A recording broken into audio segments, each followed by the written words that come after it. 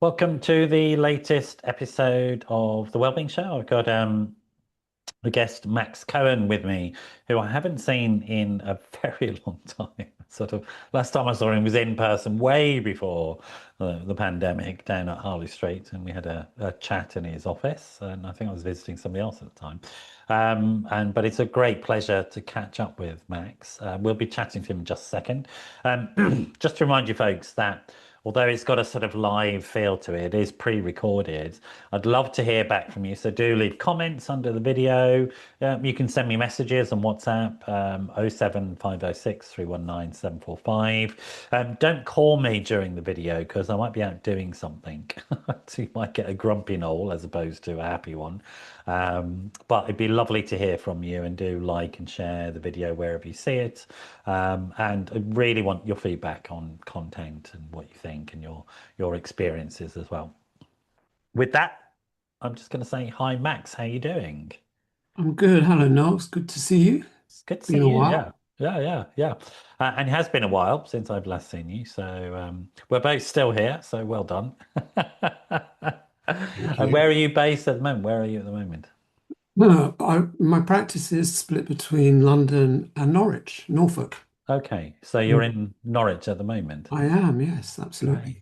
Great, great. I love that part of the world. It's I should do a shout out for Norfolk, and the beaches are some of the best beaches you're going to find in the UK, without a doubt. Without a Stunning. doubt. Yeah. Absolutely beautiful Yeah. and hardly used.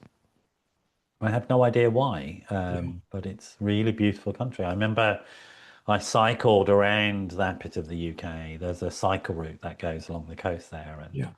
I was blown away by how beautiful it is, to be honest. Yeah. Yeah, Very. it's lovely. How long have you lived out there? Um, I was splitting my time between Norfolk and London for sort of 20 years. And then during the pandemic, my partner and stepson are here Yeah, in Norfolk. So it'd be weekends in Norfolk, work during the week in London. But during the pandemic, we had to close our lovely office in yeah, Harley Street down because we couldn't use it. And at that stage, I switched to working exclusively online. And then gradually, it made more sense to just be in Norfolk all of the time. yeah. Is Norfolk where you're from originally? Is that your No, home no, base? not No? at all. My Okay. my partner, she's from East Anglia. Okay, yeah. Yeah, So what was your background? When do you come from yourself? North London, mate. Is it? Yeah. Whereabouts? I'm in Hackney at the moment, so you'll know Okay. that quite My well. first counselling job was in Hackney Was with it an really? alcohol service. Yeah. Oh, okay. Yeah. Um, but I was from, well, when I wanted to hang out with the rich kids and the nice girls, that was Highgate. All right, it's okay. Yeah, And then yeah. when I wanted to do other stuff, it was Archway. So we were on that road that goes across Suicide Bridge. Oh yes, yes. The That's right. famous Suicide Bridge, which now, of course, has very high fences on it, Absolutely. and lots of numbers for Samaritans and support groups. So, Yeah, and lots of people, actually, people just to go there to help out as well, don't they? So they do. it's like the Yes. Golden Gate Bridge in San Francisco now. There's Yeah, patrolled by volunteers who absolutely. are there to help you decide not to make a permanent choice about a temporary emotional state. So always a bad idea, that permanent Yeah. choice. Give Yeah. yourself a Well, fighting well chance. put. Yeah. Um, what was it like growing up in North London back then? It was great. I don't know how my parents afforded this, but they managed to send me to a very small private school that my Okay. partner, she says, no, no, you went to prep school. I said, "Oh, I didn't." But that's what it was. And I think I got probably 90% of my education there before I was 11 years old. It was lovely. I felt very safe. Great. And it was cozy. Then I went to a comprehensive school. My dad was very left wing, wanted me to, and it was the first year of comprehensive education in the Sure. UK. Sure. My mum wanted me to try for the grammar school, but my dad won the argument. And that was actually a really tough, hostile environment. Was it Yeah. because of your background and your posh accent and stuff like that? I, Or I never had a posh accent, I okay. don't think. I don't feel any different to any of the other kids, but the school was a real mix of an old secondary modern that took kids from all the housing estates around. Muswell Hill, and it was an old grammar school. And there was this kind of clash of cultures and stuff. Right. And I never really settled there. I didn't find I found my group, but we weren't really interested in education and stuff. So yeah, it wasn't great. Right. I got That's quite a lost. shock, though, isn't it? That's quite a shocking transition and Yeah, disempowering in some ways. I imagine quite yeah. difficult for you. Yeah, I think it was. Hmm. I kind of got lost. And then at 16, I was always good at art. And at 16, I managed to get into art college, um, and spent the next 5 years doing that, doing a design course and Was stuff. that more comfortable to you, I that sort of loved it. environment? Right. Yeah, I yeah. loved it. Absolutely thrived. Yeah. Okay. Which one did you go to, just out of interest? So I started off, there was a place called Barnet Art College, which is no longer Yeah. there. And then I went to what was famously Hornsey College of Art, Right. which then became Middlesex Polytechnic and then Middlesex University Yeah, and eventually. they've got Trent Park and all the performing arts and all that sort of Exactly. Yeah. stuff. I mean, it's for people who don't know, it is really renowned as an environment. So you were there sort of like as that reputation was building, I guess. I think I probably was. I didn't know it then, but Yeah. yes. Yeah. Yeah. That And I must have been loved quite it. exciting. I imagine the early days of that stuff would have been very exciting because they had some really leading edge practitioners coming in and They did, yes. And it was a really exciting time in the arts and music and you know, musicians that were later on in bands went to those art colleges and Mhm. everybody knew each other. And then we used to have gigs at the college where bands would come in, Right. stuff. It was great. I loved it. And what was your medium? Was it fine arts, I did sculpture, performance? I did something called three-dimensional design. Okay. So that was really wood, metal, plastics, anything that had form. So it was quite sculptural, and I Right. did a degree in furniture design, Oh, wow. which Wow. was great. Really interesting stuff. Amazing stuff. Mm. And again, that's what Middlesex was famous for, wasn't it? It was like, it was really broadening out the definition of what arts were and getting Yes. lots of young people in with a broad range of interests and skills and actually helping them get into work and stuff. So, right. Yeah, that getting into work, I didn't get any help from the college, and Right. there was a recession back then, and I remember there was a magazine called Design, and wrote to every single company that advertised in the back. Didn't have a clue who they were, Yeah. so I wrote 80 letters, two interviews, and one of those turned into a job, which was great. Fantastic. Yeah. So you went on for design then? You went into So I went and design. worked as a designer. Couldn't really do much furniture design, so we were doing interiors. And it was the real kind of boom in what we called retail design. Right. So people like Virgin Records, we were in the same building as them, and they had record. They just opened their first record shop. So we would design the interior, design all the merchandising Yeah. equipment, which was like pieces of furniture that would go Yeah. inside those shops. And Wow. I loved it. Yeah, yeah, that sounds very exciting because it that was the sort of time when Debenham suddenly exploded with its design of its stores, and I it guess, suddenly became really famous, didn't it, Debenhams? It sort of yeah, the way it designed things was yeah, really clever and exciting stuff. yeah. Prior to that, shops and stores had just done their own thing. Yeah, I don't know if you remember Marks and Spencers and Woolworths, it was yeah, just really basic, just no yeah. It's design, just a no box that you signage. went into with signs Yeah, on. Yeah, yeah. absolutely. Yeah. Oh, really interesting times. And so what sort of age were you? What are we dates are we talking about? What years? So I guess I was 20, 21 when I started. No, that can't be right. Yes, that's right. And then I kind of did that on and off Right. until the work kind of dried up and I'd already become interested in training as a therapist. Okay. Okay. Having been in group, I had some issues and had some one-to-one counseling. Okay. And the group therapist said to me, "You'd be really good at this one day." He said, "But leave it for 5 years Yeah. and go out and live, get some experience. work through your stuff, which is pretty much what I did. Great. Just do what you're told sometimes. It's a good idea, isn't it? Just Yeah, it was good advice. yeah. Okay. And you haven't mentioned any siblings. Is that the assumption being that there are none? You were an only Yeah, that's child, right. or I'm an only child. okay, okay. I've got all those Um, syndromes. sorry. I've got all those syndromes. Oh, I don't know. I mean, wasn't thinking about it that way. I was just wanting to sort of Yeah, get some sense of background. But sure. an only child is often very loved by their parents, so they invest quite a lot in that child. Was it by design that they only wanted one? Do you know what? I don't really know the answer to that Okay, question. okay, And I was very close to my dad and not very close to my yeah, mum. And I think probably the reverse, that I think she found it difficult okay, knowing how and what to do and stuff. And I remember I did some work with a Jungian therapist um, in my 30s, 40s, I guess. yeah. Um, yes, after my dad died, I did some work with this brilliant, brilliant man. And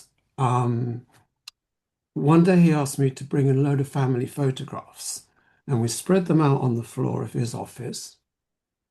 And he said, "What do you notice about these photographs?" And I said, "Well, what do you mean?" He said, "Well, your mother's kind of turned away from you in nearly every single one." I Okay, hadn't seen that before, but it was so telling and well, obviously very painful.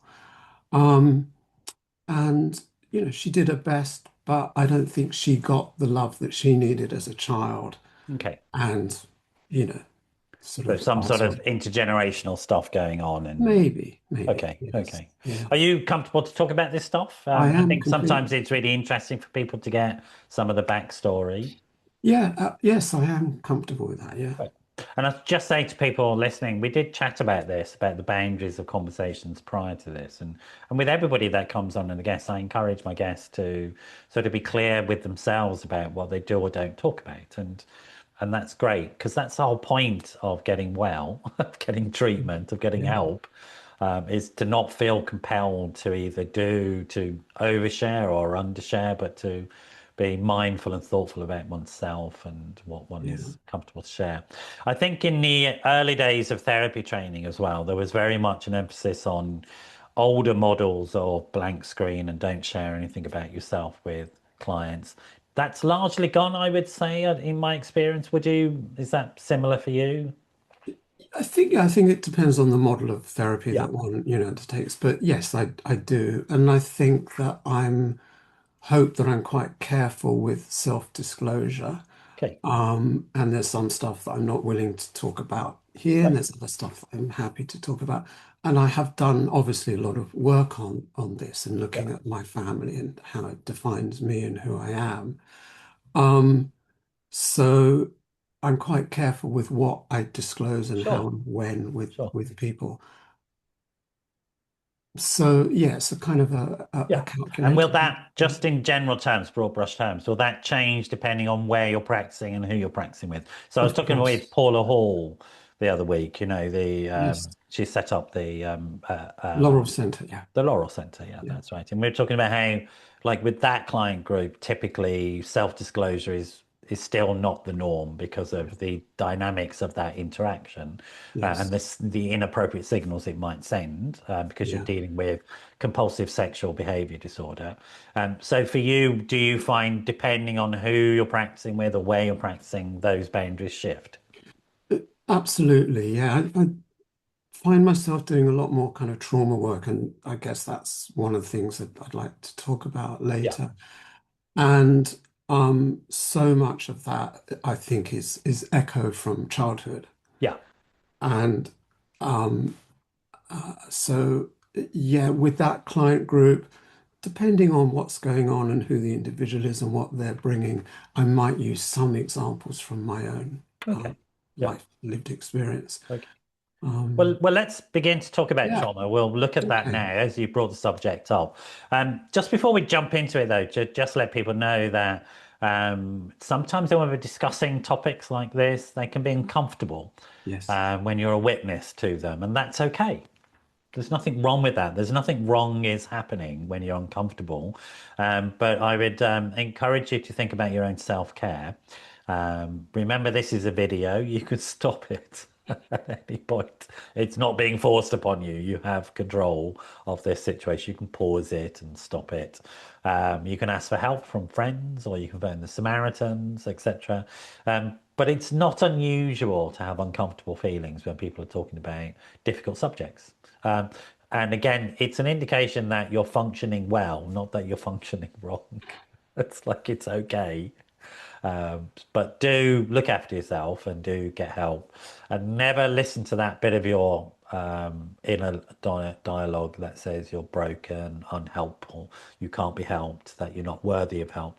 All of that stuff is nonsense. Throw that in your thought shredder and reach out for help and talk to people and look after yourself. Would you add anything to that, Max? No, I support what you're saying completely. Great. Okay. Look after yourself. You're in charge. Yeah. Yeah, super, super. Safe spaces are what it's all about with recovery from trauma. You alluded a little bit to you had some help around some of these issues yourself. Is that appropriate to talk about, do you think? Yeah, sure. I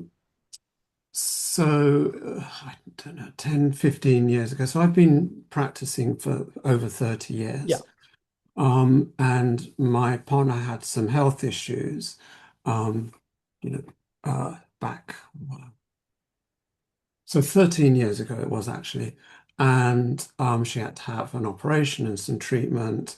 And me being very kind of codependent, I wanted to take care of her and look yeah, after her and stuff. So I did everything that I could to support her yeah, and, running around and stuff because I was working in London. As I said, we're up in Norfolk and stuff. And she recovered really well from that. But it did something with me that I didn't really understand. And it was 2 years afterwards that I was very involved with one of these big American treatment centers. Their psychiatrist and head of marketing were in London. We'd done a couple of conferences and running around, and I was exhausted. yeah, Threw myself into it, that sort of helper role. yeah, And I realized that I was burnt out, I was exhausted, and I felt like I didn't have anything left to yeah. give. I was tearful. I didn't feel entirely in control. I felt that I couldn't work with clients, particularly couldn't take on too much more. Sure. So I recognized, thank goodness, that I needed to stop and take a break. And these two guys very kindly offered me the opportunity to just go and have a rest in a treatment center, Okay. the one that we worked with in Arizona. And they were incredibly generous. And I was representing this treatment center, and there was an opportunity to go and do some work there. So I went out to the States. I was absolutely terrified of Sure. subjecting myself to so-called treatment program. Um, but I was willing and didn't know that I was going to be doing a trauma treatment program.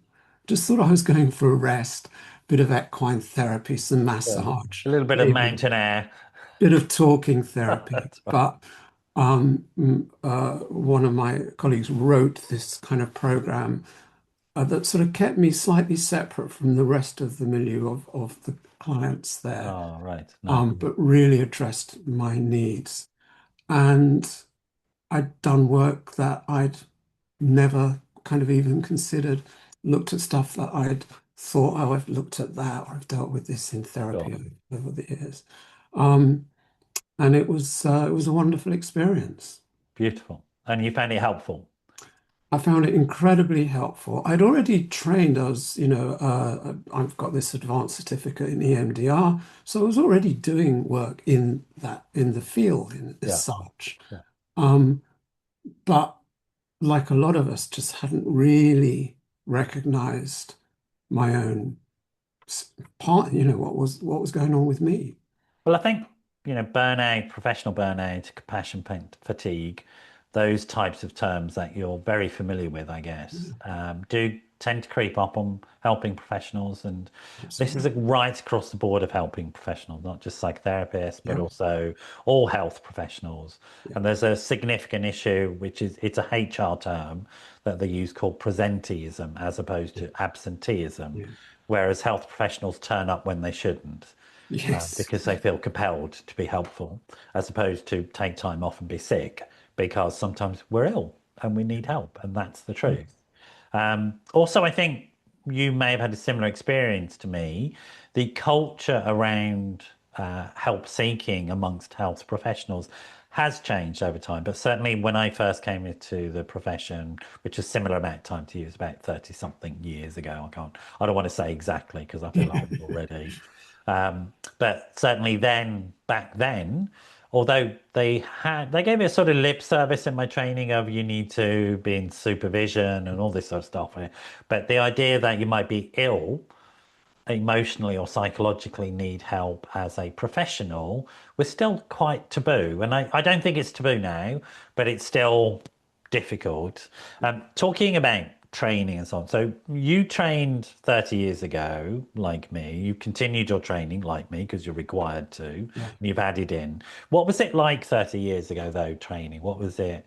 What was the experience then? And how would you reflect on that and the way the field is now? And then we'll go more into Yeah. definitions of trauma and treatment and so on. Sure. Well, I started off just did an evening class, like 1 or 2 nights a week at City University in London, Yeah, and that was humanistic person-centered therapy. yeah, Massive group, 58 people in this kind of group, and they got us doing little practice role plays, sure. and I loved it. That was my first kind of experience of that. Then I went and did, I think, 2 years at Westminster Pastoral Foundation, which was a psychodynamic Yeah, and course. they're really well known as well, very Yeah, and it was well known. great. It was Yeah, really quite sort of hardcore psychodynamic. yeah. So in the personal development groups, the therapist didn't say a word, for a Very year. blank screen, all of that Really, sort of really stuff. blank screen. Yeah, We had to kind of work it out. And it was very uncomfortable, but a really good education for me. And then I did a psychodynamic psychotherapy training sure. in North London. That was my kind of main training. And that was actually quite what we used to call eclectic. Nowadays we call it integrated, because we looked at other models of therapy Sure. as well as psychodynamic. And that was a diploma course. And back then, that's all you needed. Yeah, You didn't need a degree or a master's. yeah, It's yeah. all changed. More recently, I taught on that MSc psychology course that South Bank University ran. I did that for 10 years as a visiting lecturer and facilitating groups, and that was a much more kind of academic education. So Psychology is, I mean, when you the start moving into training was very, psychology. very Yeah, different. yeah. Yes. Yeah. So, I mean, I guess my sense is, and I wonder what you feel about this or think about this, that the field has shifted from those early psychodynamic models more into what would be called evidence-based practice now, and the I suppose the fields have matured from sort of very informal collections of people around groups and around colleges, etc., maybe even around certain high profile lecturers, etc., to now much more of a professional standards approach. So professional bodies, like in a regulated profession, so I'm with a HCPC. I presume you're UKCP or something like that. I don't know which one you're. BACP, I am. Yeah. BACP. Yeah. And I think they're going for regulatory status as Yes. well now. I That's a am. Yeah. conversation that's going on. Yeah. So, and that seems, I suppose people talk about the professionalization of the field. I'm not sure if that's the correct word, but certainly I would say there's been more of a standardization of expectation and level of qualification. That's my experience. What's been yours during that time? Yeah, it's and I think there is a real problem because anybody can rent a room and put a notice on the Yeah, door, call themselves a therapist, counselor, or whatever and stuff. yeah, So obviously that results in a lot of, I don't want to call it bad practice, but there needs to be some kind of level of an Sure. accountability as Yes. well, I Okay. think. It's a good word, I think. Yeah. Yeah. I think the way that I started was I mentioned earlier, I started working in Hackney for an alcohol service, Right. which was really interesting, and it was called City and Hackney. So it served people who lived in the city, which are they're all local authority, but it's quite, well provided Yeah. for. Yeah. Yeah. And then the population of Hackney. And I really felt kind of thrown in the deep end. Sure. And then at the same time, I just rented a room a couple of evenings a week to begin to try to do some private practice, Right. which gradually grew so that over the last, God knows how many years, I just work in private practice and work with uh, treatment centres. I quite like to have that sense of connection and belonging. Yeah. I'm not very good at having bosses, so so Join the club. being contracted to work with, Yeah. some of these big treat. And there's such a fantastic resource of learning, and I get exposed to kinds of Yeah. therapies I'd never heard of before, and you dip your toe in. But veering away from your question, is that I think my philosophy is that I believe I have to invent a therapy for every individual Yes. because our needs change constantly Yeah. and we're all different. So I need to have, as you sort of said, we add these bits and pieces to our training as we develop and go along. Yeah. I feel that that versatility is important. So going back to the education part, a lot of it is about sort of self-education. Yeah. I go off and do a training in this, but I don't want to do a year. I just want a weekend or a Yeah. day Yeah. or an hour of this and an hour of that, and somehow it just kind of seeps in. Yeah. No, I would agree. I mean, when I finished my training, they told me you haven't finished, Yes. Yeah. that you've just started. I mean, they were Yes. very explicit and said, like, we've given you enough knowledge and skills so that you're safe. Yeah. But you certainly don't know what you're doing yet. So, and they very much encourage us at that time to go and find a team in a hospital somewhere. So when the NHS still allowed you to do things like that. Yeah. And that's what I did. I joined a psych hospital and joined a team in a psych ward, and that thing of cross-fertilization and learning and all that sort of stuff. I actually really miss that, although I run a company with lots of people in it now, and I get that to some extent. Yeah. But that MDT approach, that Yeah. multi-team approach, where you're learning from people from different backgrounds, but different disciplines and completely different professions, Yeah. is super exciting. Super exciting. I completely agree. It's a really rich kind of source, but the other thing is that that benefits the client, patient, Without a whatever you want to doubt. call it. Yeah. And I really like working on my consent form when I get a new referral. Yeah.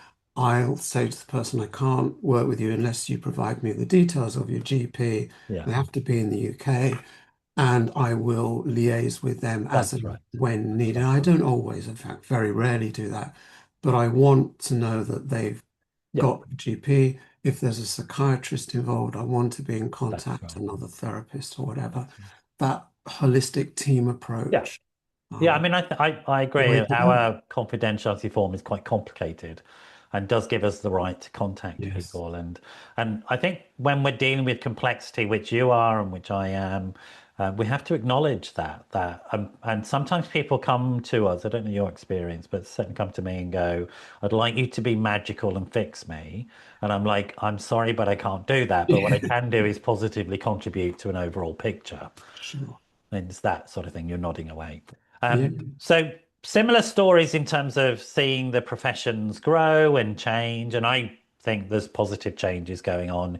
I yes. like that word accountability because I certainly wouldn't like to, I'm not in a position where I would want to or have the capacity to measure somebody else's competence. I think that is with them, it sits Yeah, with them.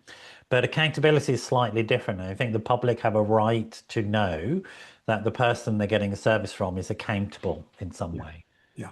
just in case something does go wrong. And Absolutely. where do the public go and say, who can hold this person to account for me? Because you can't really expect me to do it. Yeah, And that is a key concept, I think, which has become more and more into the profession, I think only for the good, Yeah, I only for agree. the good, you know. Yeah, So, and it's a obviously it doesn't stop problems happening, but you need to go and certainly, and I'm going to stake out a little bit of area. You don't have to agree or disagree, but I certainly welcome this move towards getting rid of things like conversion work and all that sort of stuff. It's awful that it's that's even awful. called therapy, in my opinion. Yeah, And to have accountability and to have professional bodies saying, okay, the government's going to pass this law and we'll make sure our members follow it is that sort of example, I think, is absolutely vital so that we have certain values and standards across, yeah. you know, and so that the public are safer, I think, in that level. Um, Soapbox over and done with. Sorry about that. It's all right. My I agree, apologies. but I completely agree. It's Okay. cruel. It's cruel. It is. It's Yeah, and it's you uses a word that belongs to us, not to them. And it's like, I'm sorry, you're not allowed that word. yeah. It's not healing at all. Um, so similar stories, we come to this point. So you have this sort of treatment experience, and like a lot of treatment experiences, the people providing it are compassionate, kind, and they want the best for you. I mean, that's the truth of this situation, Yeah. right? And they're thoughtful about you in the way that you're thoughtful about your patients, and they design it for you. You gave that story, and we design it as much as possible for individuals. Yeah. That's the point, right? And I would call it co-construction. That's the term I like. That's I think, nice. Yeah, yeah, it's a nice term, I think, and sort of the idea of empowering each other and learning from each other. And I presume it's it's the Meadows that you went to and you had that service from? no, that was Sierra Tucson, and Okay, then right, since then I've now started working right. with the Meadows. Okay. And the Um, trauma treatment or trauma informed treatment. So let's yeah, talk about trauma informed or trauma yeah. treatment. Tell us what trauma is in your experience, Uh, professionally, etc., and okay. also the similarities and differences between trauma-informed approaches, trauma therapy. You've mentioned EMDR, for example, and Yeah. other treatments. So Okay. broad question. Off you go. Yeah. Well, I don't want to jump on my soapbox, but I'm Oh, feel free. More soapboxes, the better, I think. confused by that term trauma informed and what does it really mean? And Yeah, you and I have been doing this for a long time, and we've seen when we started the substance treatment centers really were set up back in the 80s to treat alcohol. yeah, Then they used the same program to treat people with heroin addiction and other drugs as heroin kind of, flooded the UK. yeah, And then other things came along like sex addiction. And I thought, well, is that really an addiction? And yeah, obviously, you look at somebody's brain and you scan them, it's similar areas are lighting yeah, up, etc., etc. And then everyone's talking about trauma. So we've seen these kind of trends. I'm not going to say they come and go because they come and they stick and stuff. And even back then, all eating disorders are addictions. Well, no, I don't agree. I don't I think mean, they I'd are. agree with you. They're not, seriously. They can't be treated in. Anorexia is not an addiction. It's a very serious Yes, complete standalone mental health issue. Yeah, and it needs a whole other treatment model. And I think we absolutely, recognize that. absolutely. So trauma comes along and people are jumping up and say, well, we can treat trauma and stuff like we can treat depression or anxiety or OCD in what were traditionally addiction treatment centers. So I'm wary of that. The Meadows, of course, is based very much on Pierre Melody's Yeah, work, looking at kind of childhood development, and their model of treatment is based really, really firmly in trauma, probably possibly underlines a lot of the yeah. I issues. mean, I would say it's more the complex trauma, developmental trauma, sort Yes, of understanding of things. Would that be correct? absolutely. Yeah, Yeah. yeah, yeah, yeah. Great. Thank you. Um, so just to kind of jump sideways a bit to tell you how I got into this, Sure. me doing this kind of work in my private practice. Was that about 20 years ago, I was sitting in my office, got a phone call one day from a wonderful organization called Veterans Aid, Ah, who were literally amazing. going out on the streets of London, Yeah. talking to homeless, rough sleepers, A and huge percentage of which are ex-service personnel. exactly. And if you were an ex-serviceman, they would support you, maybe put you in their hostel in Yeah. the East End, provide you with support towards living independently, getting you a flat, but also welfare. What are your needs? And Housing, food, money, etc. but also a few sessions with me as a therapist sometimes, Great. not Great. for everybody. Yeah, yeah. So I've been working with them for years and years and years. When I first started, and I recently Say their completed name my again because I want it heard by people. Veterans Aid, Brilliant. Thank you. VA, Veterans Aid. Give them some money, folks. Yes.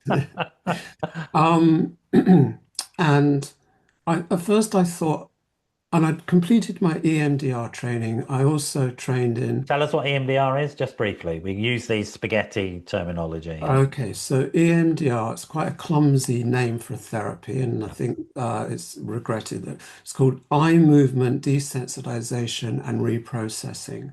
So, very, very briefly, Shapiro, who invented this, she must have been doing some work with veterans coming back from Vietnam yeah, in the 70s yeah, in a teaching hospital in New York. She must have been doing research on bilateral stimulation. If you stimulate the left and the right hemispheres of the brain, they connect right through the limbic system, which is the emotional center of our brain, yeah. hippocampus, amygdala. I can't go into all the details, not enough time.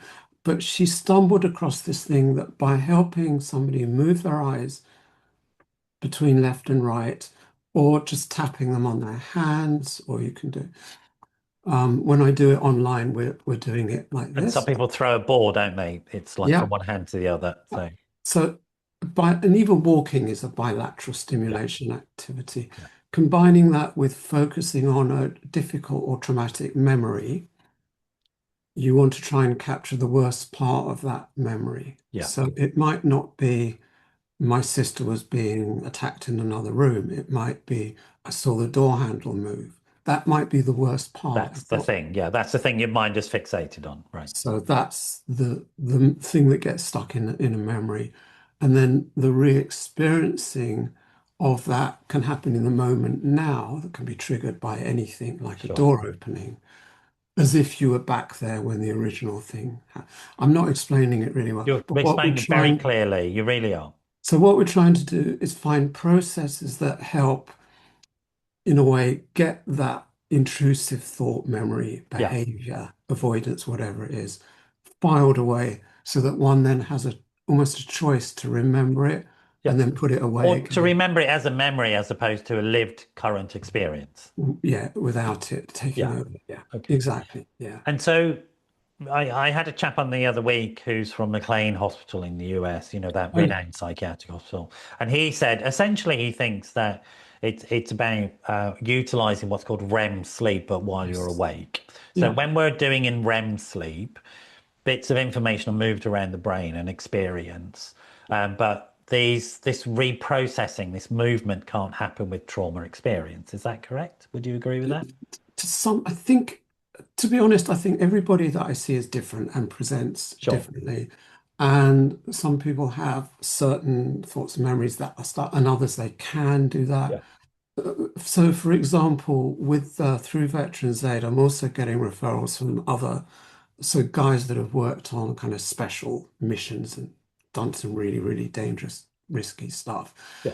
Maybe these are men now, I've got quite a few of them, three or four, who are in their late 70s and they were in Northern Ireland Yes. Yes. 50 years ago. And one of the things that came out of the Good Friday Agreement was that people could now be investigated or tried, perhaps for stuff that happened in Northern Ireland. That's right. I mean, there's some in the news not long ago. Yeah. Yeah, and the same thing is happening with the Afghanistan. So we've got these inquiries. Yeah. So these guys that haven't been in the armed forces maybe for 30, 40 years are experiencing traumatic memory recall from those days because they're being called to give evidence to these Yeah. inquiries, Yeah. or they're fearful that they might be because other people in their regiment have been.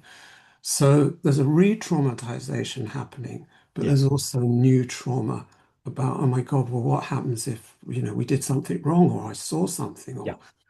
or so that's a really interesting dilemma Yeah. that some people are facing right now. And am I right in saying that our understanding of how to work with trauma and the therapies that we have now, it's like light and day. Certainly, when I was originally training, those models of practice don't work with this. They have to be heavily, heavily adapted. But there are very specific models of practice now, EMDR being one of them, and others, I think, as well, Yes. Yeah. um, that are very targeted and very effective, and actually quite quick as well in some ways. Yes, sometimes yes, sometimes not. And there are other treatments. So I do quite a lot of EFT, the Yeah. tapping on acupressure points Which is because called the emotional freedom technique, right? yes, exactly. Yeah, Yeah. And you don't need to name the trauma. So you're not going to have to, I mean, the person knows probably what they're working on, but they yeah, don't have to tell me, yeah. the therapist. I think the thing about these practices is I never jump straight in to start doing these. I need to build the relationship. Yeah, And that can take sometimes weeks, yeah. sometimes longer, sometimes less time.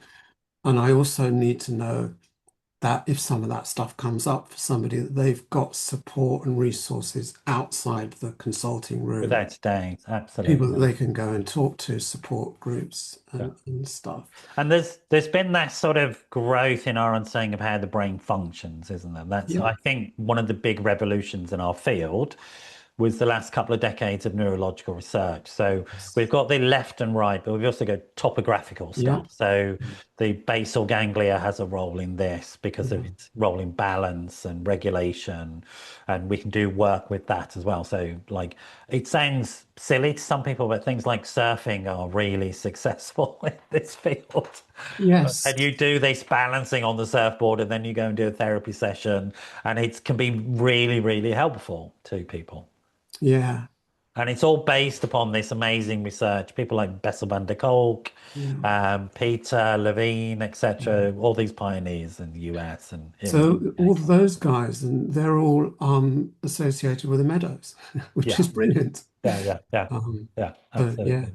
Um, But also, I would say, and maybe this is just a prejudice on my part, but because my original training was psychodynamic as well, which, although it's an odd practice, it is a good, I think, base or foundation for on which to build. Because it made me think very much about the interaction between myself and a client and what that's about. yes. And I think as such, I can bring, and I guess you feel this as well, you can bring a richness to that exchange, which may be lacking if you only learn the later models of practice. Would you, what do you think about that?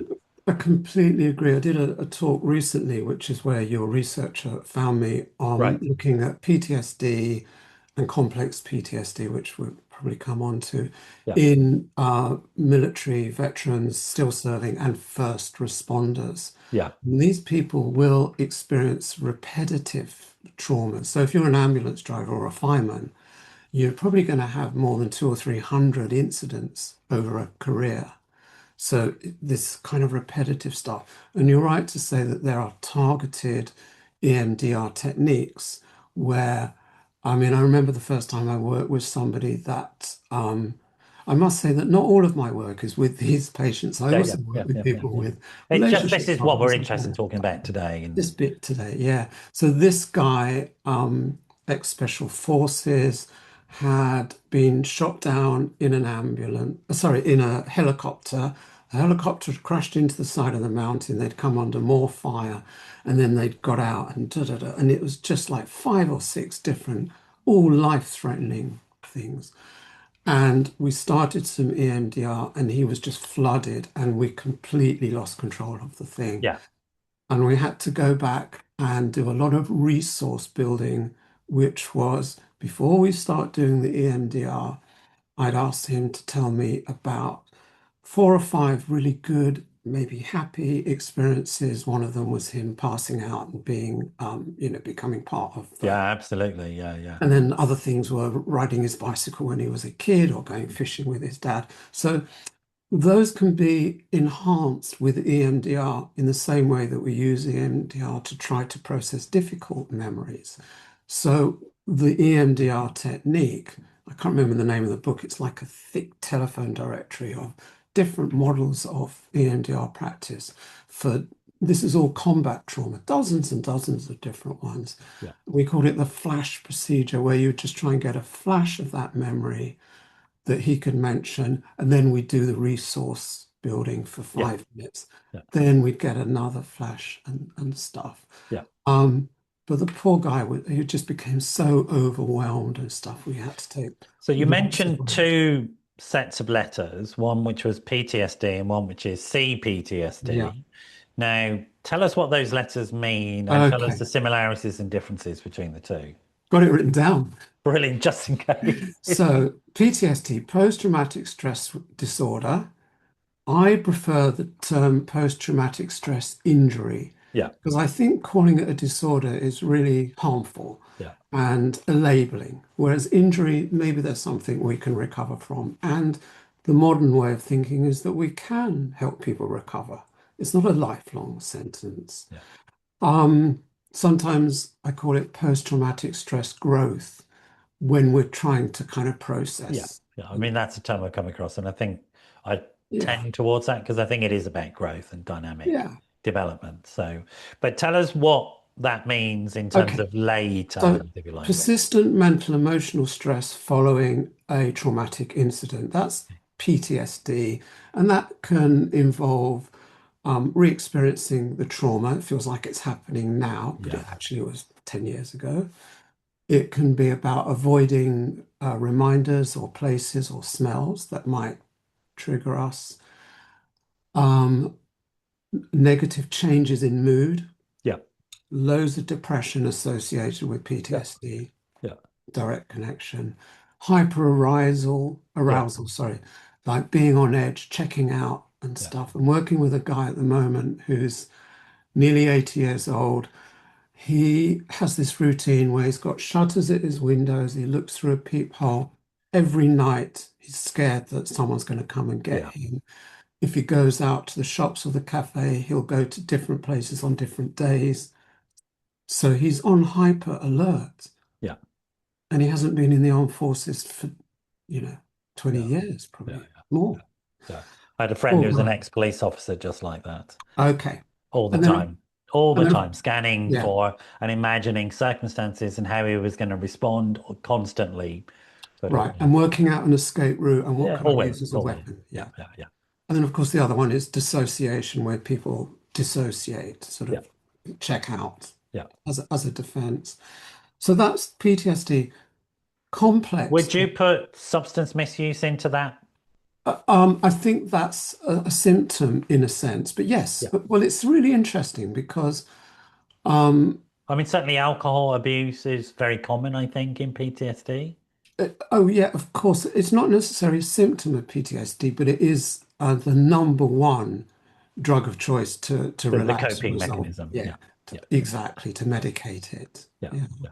Okay. The complex PTSD is cumulative, repetitive trauma, often in childhood. Yeah, So, I look at ACEs, which are adverse childhood experiences. yeah, ACEs, anyone can look it up on the internet, yeah, yeah. and it looks at 10 different ACEs is an areas. evidence-based approach to predicting what your life's going to be like and Exactly. whether you need help and treatment. It's just a really Exactly. good tool, folks. Go and Yeah. download it. Great idea from Yeah. Max. And you Download can, it, have a look at it. You can self-test and you can go, oh, actually, I need help. yeah, absolutely. You don't have to wait till you're in a big dark hole, is what I'm saying. You can know in advance. Yeah, Yeah. definitely. So the complex stuff is often childhood, and it's more kind of caused by prolonged repetitive trauma Okay. over and over and over again. So it could be childhood stuff, or it could be a firefighter or a policeman. Yeah. And so it's in the nature of something has gone on and on. And would re-traumatization through flashbacks, etc., eventually come into the complex definition? So if Yes. you're constantly having these things, even if the incident has finished and you don't have another incident, but if you're living with these symptoms, they can have this cumulative effect. Is that correct? Absolutely, that it is effect, but I think it also can have an effect in interpersonal relationships and Right. difficulties, Yeah. and a negative sense of self, low self-esteem and stuff. Yeah. And people often live with this for years and years and years, and it's not really picked up and acknowledged because everything we're talking about is quite new. Yeah. And also, my experience is that people often normalize these, what are actually treatable symptoms, when it's in a complex stage. Oh, this is just who I am. Yes, That's exactly. just me. Just That's the way normal. I am, and all that sort of stuff. And very much, if we go back in time to post WW2, which is where we began to understand all these things, and we can look at the figures. So, for example, just after the Second World War was the highest incident of divorce in the UK ever, because these family breakdowns were happening with these highly traumatized men returning. We were just getting over definitions of cowardice and all of that sort of stuff, and new work was being done in by British Army psychiatrists. I have to say, very proud of that. Yes. Up in Birmingham, at the Army Hospital in Birmingham, art therapy was being invented to treat this trauma. So we're beginning to develop these words, and then it was further developed. We're working with Vietnam veterans and Army Yeah. veterans, etc. To Mhm. this point, where I would say, I don't know what you think, but I would say we now have a rich source of treatments Yeah, now, absolutely. Yeah. which can actually deal with intergenerational issues from my experience as well. Yes. Because, of course, and if you don't mind saying a bit about this, trauma is one of those epigenetic experiences, and it can write itself into Yes. the code in your body. Could you explain that a bit, or just say something about that? You need a psychiatrist for that, I guess. But epigenetics is the stuff that we can change, Yeah, whereas genetics generally we can't. yeah, So you're absolutely right. So if somebody is able to work through this and find some resolution, and as you said, there's lots of different, quite sophisticated ways of doing this. Also, pharmacology, drug therapy can yeah, yeah. help as well, Without a not doubt, yeah, yeah, just the stuff that you and I do. That that can hopefully stop it being handed on from one yeah. generation Yeah, and there to is a another. theory of addiction, for example, which is it's intergenerational trauma. It's a Yes, survival mechanism that the body has absolutely. encoded, Yeah. and it's there's I think some strong evidence for that, not RCTs and all that stuff yet, but I think Sure. the research is ongoing. Um, I mean, it's really interesting. We are coming to the end of the time, Yeah. I'm afraid. I told you we'd fly by. It It always does. has. It always does. When I've got interesting guests with lots of experience on it, it flies by. But we'll bring you back to going to drill Okay. down to some of this stuff, of course. Um, but in a sense, when I'm talking to you, I hear held and embodied in you the growth and development of our profession and the increasing expertise and body of knowledge and scientific and research basis for what we're doing. And if we think about the beginnings of our profession 100 years ago, Freud and Jung, they were very much basing it upon a handful of people that they saw and Yeah. then making these huge generalizations, which quite rightly have been challenged. Yeah. And now the basis for our work has become very scientific and very evidence-based and very effective, but I would say still needs that human touch. So that's where I'm coming from. How would you sort of talk to that, do you think? Well, I agree with you completely. And I've been practicing a long time, and I think it's um when I did this presentation on the PTSD in the military kind of thing, it's based very much on the work that they're doing at the Meadows. They've got a program Yeah, specifically for veterans and first responders, and they very kindly gave me a lot. But it made me stop and think about my practice. So, what do these guys present with? They don't trust anybody outside of the armed yeah, forces. Like you said, from First World War, Second World, people just don't talk about this stuff. They yeah, think it's too much, it's going to overwhelm, it's going to scare people. So it's locked in. So I wrote some notes about, well, how do I work with these particularly, highly traumatized, mainly men, but not all, several women as well. And it's really about going back to basics. It's about listening. It's about giving Yeah. space and time for people to tell their stories. It's not about me pushing or prodding or whatever. Building that trust. One of the things that I will do always is to try to help teach people some really basic, how do I self-regulate? Yeah.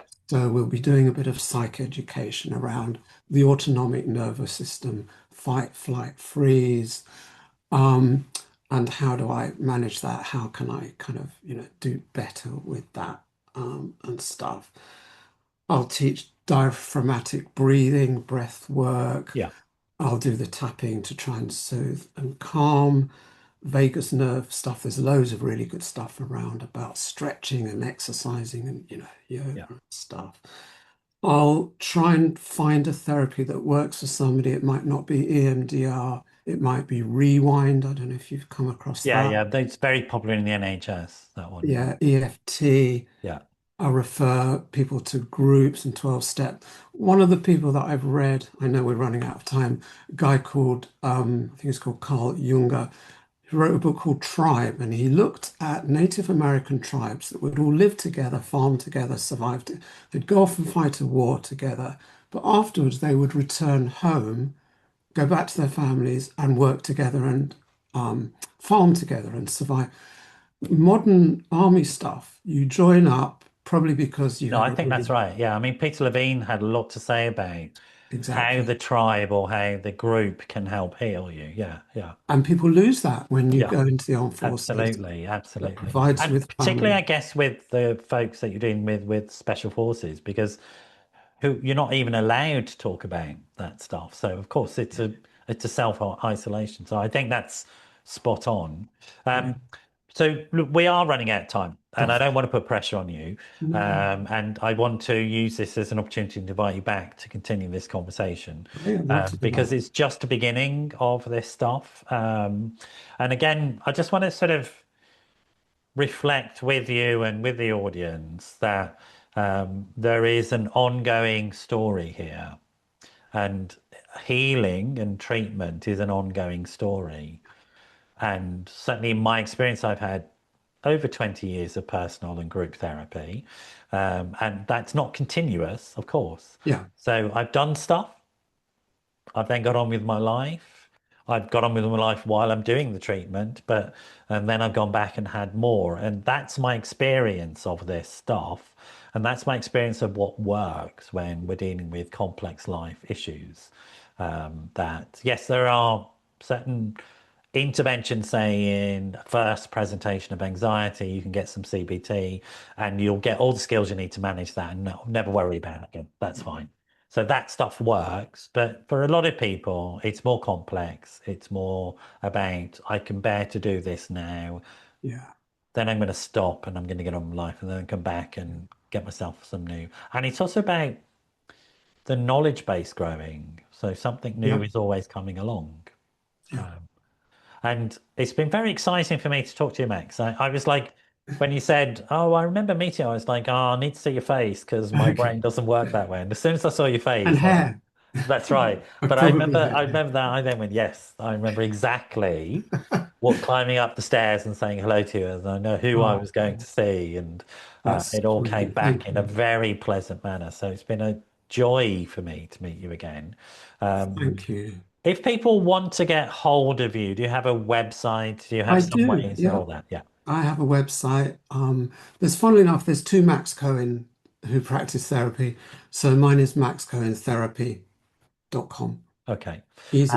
Are you on social media and stuff? Can people I'm reach only out on to you? LinkedIn. I don't do any LinkedIn. of the other things. Yeah. Okay. So maxcohentherapy.com. Yep. We'll make sure the link goes out. I just want to thank you. What a pleasure to have a chat Thank with you you. No, today. I've loved it. It's been great. It's just like having a chat. I can't believe that there's going to be an audience. Anyway, who knows? That's the idea is it feels like that. I'll tell you with the inspiration for this, that you will remember this in the psychiatrist chair, Radio 4. Oh, lovely. Yeah. That was the Claire. inspiration. I Was thought, it? I missed that. I want to do Yeah. that again. So Yeah. Yeah, Really, that's somebody where we are. Claire, he was called. That's right. It was Yeah, amazing. I loved listening to that. yeah. So, folks, I hope you found that useful and interesting. Again, if it has brought up issues for you, that's fine. Issues are part of being human, but just be fully aware that we can help these days. There's nothing we can't help with. It's just learning to ask for that help and not sitting alone with yourself. So I will see you all at the next episode of the Wellbeing Show, but bye bye for now.